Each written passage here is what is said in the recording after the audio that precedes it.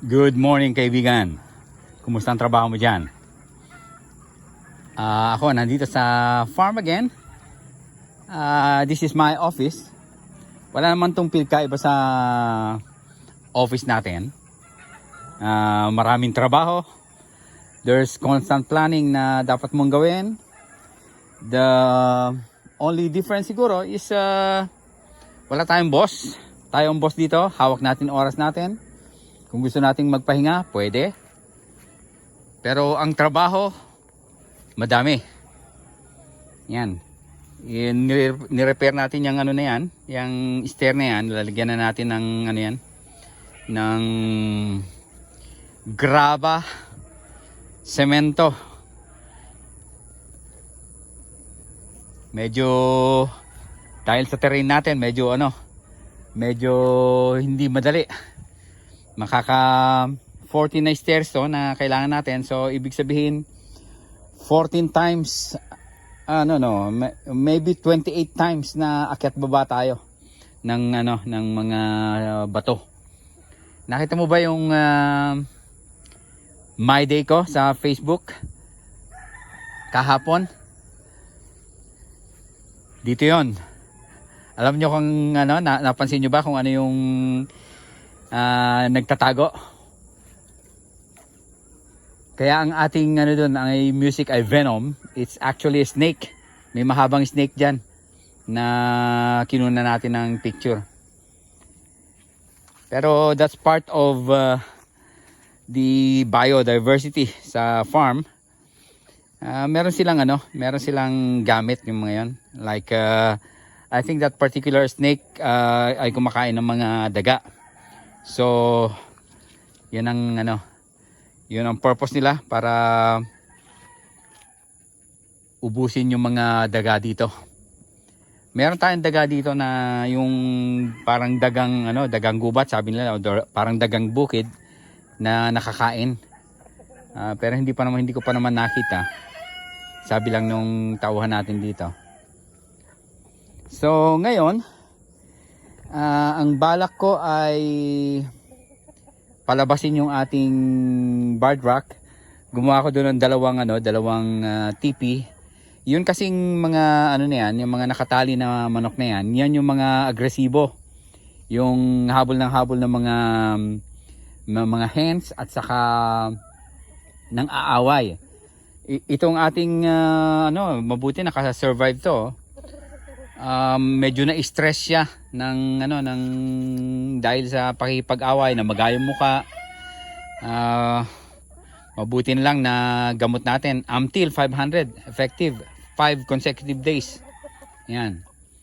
Kala ko nga mabubulag pati yan kasi hindi niya makita yung pagkain nung nakalipas na linggo. Hindi niya maimulat yung mata niya. So mag-feeding tayo. Sabay lipat yung mga ibang manok natin. Meron tayong mga ikinulong sa ating breeding pen.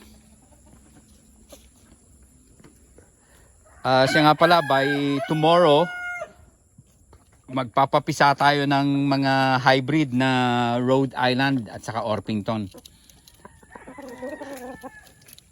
Ano kasi yon? Yung mga naka free range na mga Rhode Island na yan, siyam sila plus may dalawang Orpington.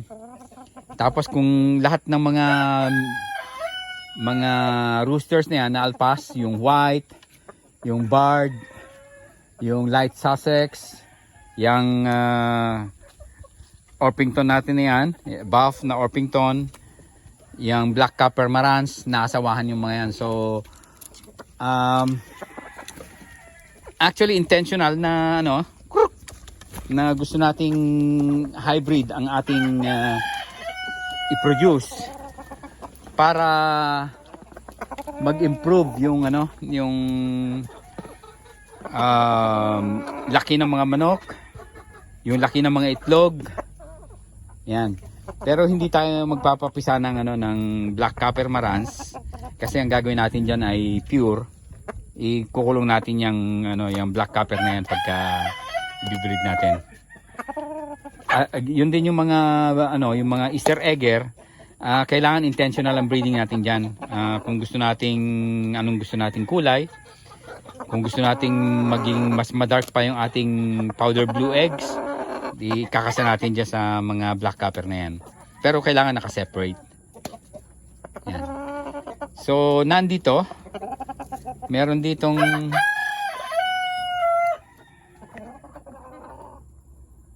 yan, barred rock.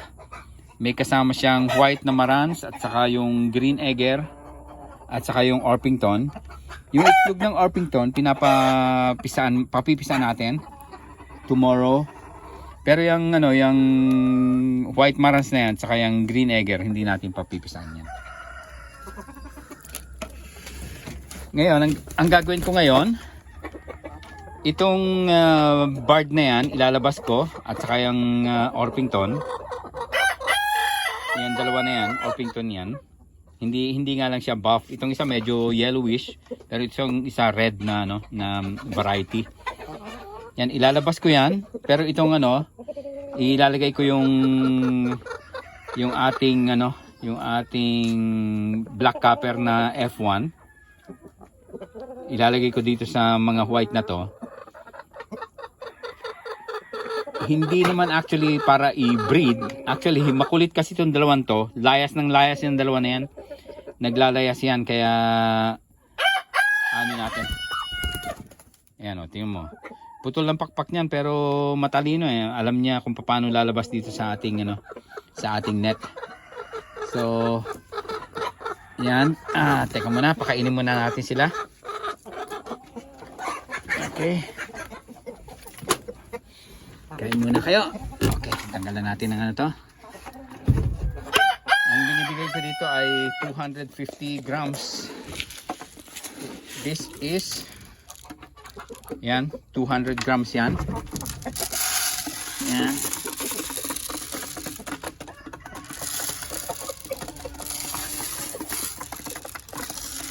Tapos dagdagan ko pa ng konti. Yan.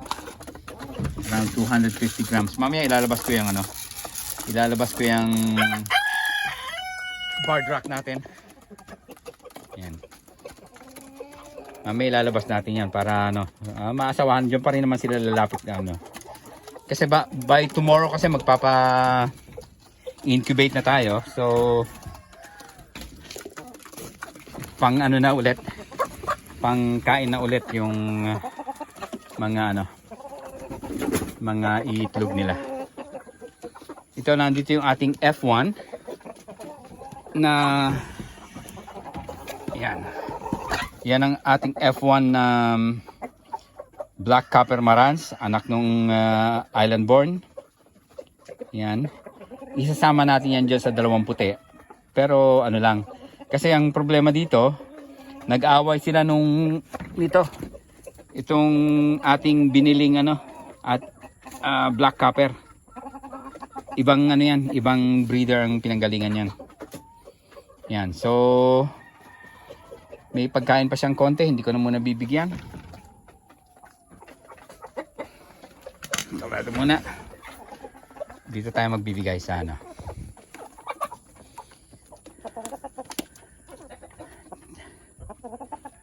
Yan. Okay, tayo dito. Yan, kung mapapansin nyo, malawak na yung ating ano. Dati hanggang dito lang yung ating net, hanggang dyan sa ano na yan.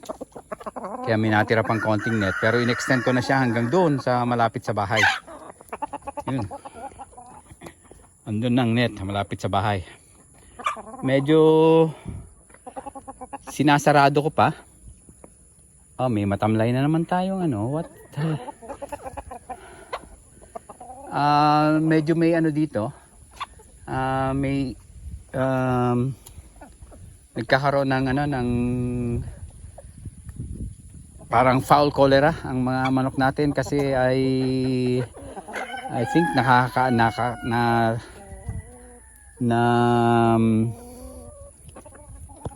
ng lamok or I don't know.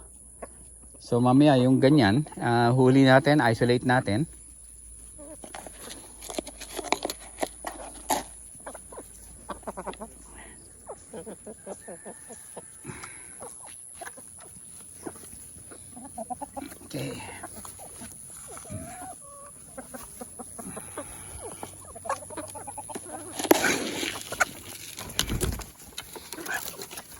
Ito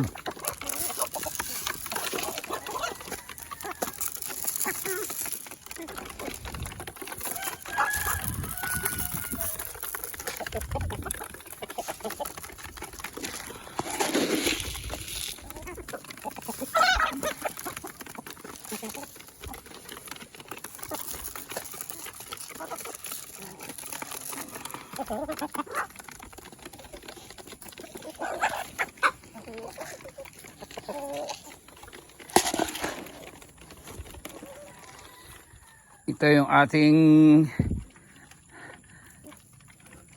green egger ito eh. Yung white ear.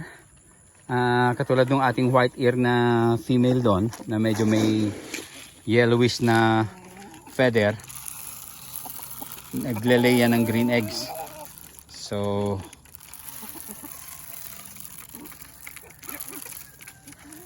ito kung matatandaan niyo, this is 200 grams. So apat na ganon. So 800 grams ang napabigay sa mga to.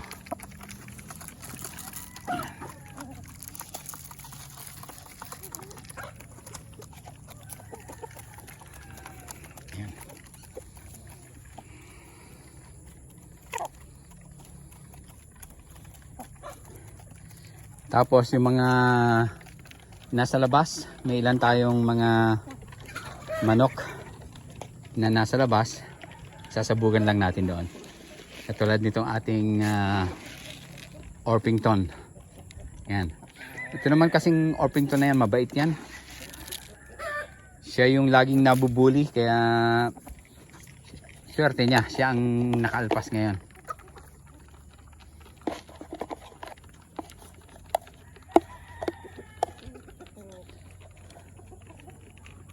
Kagandahan lang minsan ng naka free range yung ating manok. Ang isa sa mga advantages niyan.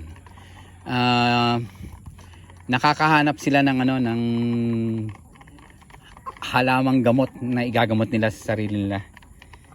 Yan yung ating Madre de Agua. Meron tayong dalawa diyan. Pagka makapal na yan, babawasan natin, isasama natin sa pagkain nila. Daming bunga ng ating papaya, medyo nahinog na nasa ilalim.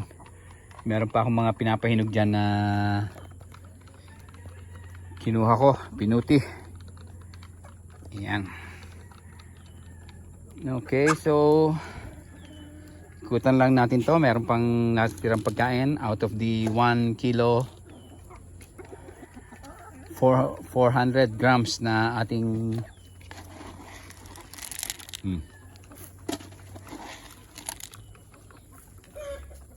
yan yung mga black. Ito yung pullet, yung kapatid ng F1 natin. Yan. Yung isa na yon, medyo maliit siya. Oh. Yun yung binili nating katulad nung yung na yan, yan. Yung stag na yan.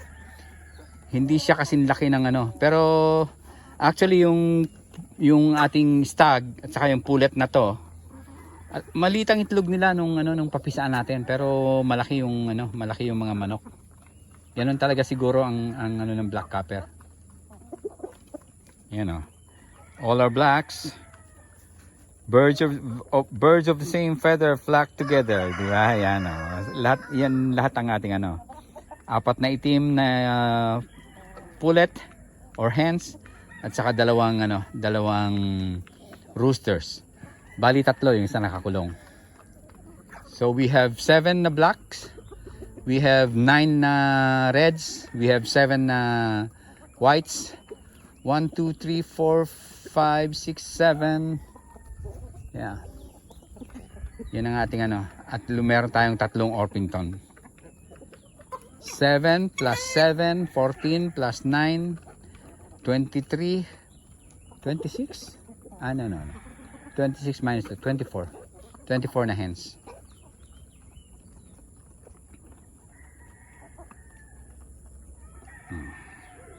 Nakakatuwa kasi yung mga black magkakasama nandyan. Ayun, yung mga black and white. Ang ganda ng color combination. Later on, hopefully, yung ating papipisa ay may mga lumabas na yellows, mga buff na chickens. Pero wala pa tayong pure ng panay hybrid pa lang yan. After this batch ng papipisa natin na itlog, gagawa naman tayo ng mga pure na buff Orpington. Yan, si single mate natin yan. Yan at saka yun, isi-single mate natin. Para meron tayong pure na buff. Yung itong mga siguro na I don't know, hindi natin siguro pag may-mate yung parehong white na rooster at saka white na hen. Tingnan natin. Yung isang white rooster nandun, inilabas ko kasi ay aggressive. That is the aggressive one. Okay, bago tayo lumipat sa labas, let's check kung meron tayong itlog para maisama natin sa papipisaan natin tomorrow. Ito, meron ako isang maliit na papaya dito, pahinugin. Oh yes, see? Oh, merong isa doon sa floor. At saka merong dalawa dito sa cage. See, tingnan nyo ito ha.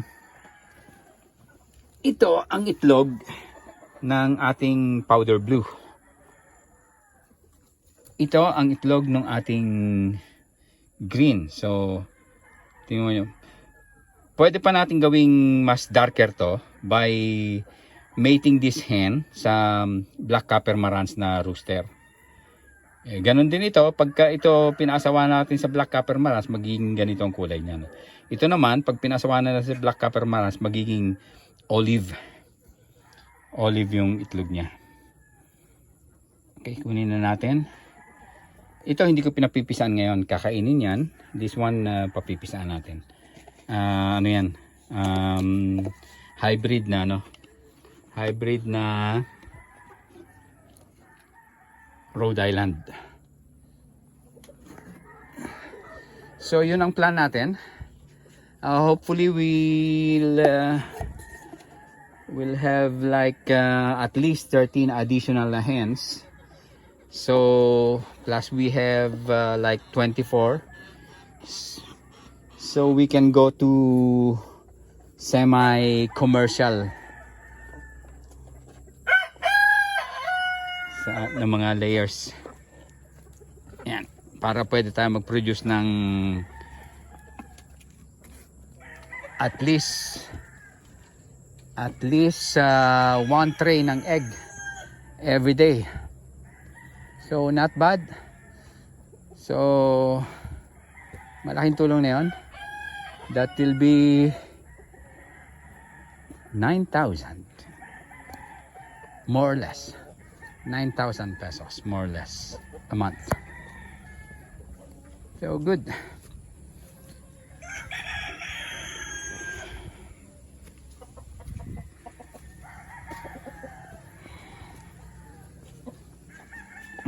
Ito yung isang white, medyo malaki siya pero medyo aggressive.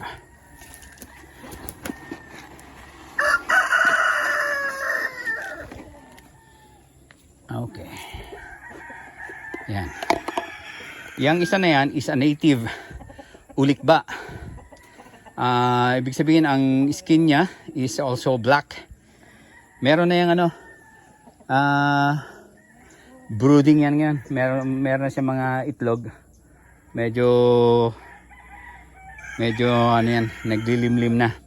Tapos meron akong isang Rhode Island doon na broody. Nilagyan ko lang ng dalawang pure black copper marans at saka isang itlog nitong native na ulikba, yung niya. So andun yung isa nating rooster, our light Sussex, nandun sa malayo.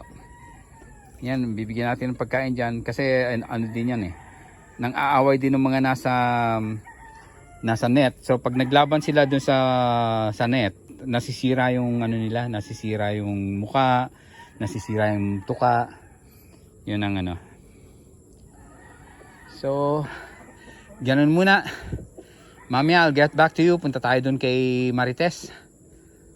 Iayos natin si Marites dun sa taas. Dun sa taas, nandun siya sa taas. Mamaya papasyalan natin doon. Okay, para muna kaibigan. Tuloy lang natin trabaho dyan, sipag-sipag. Let's develop a good working habit. Pag nasanay tayo sa trabaho, hanapin ang katawan natin yung trabaho. Pag nasa farm tayo, hindi matatapos ang trabaho dito. Patuloy ang trabaho sa farm. But it's rewarding. It's very enjoyable. Okay, bye-bye.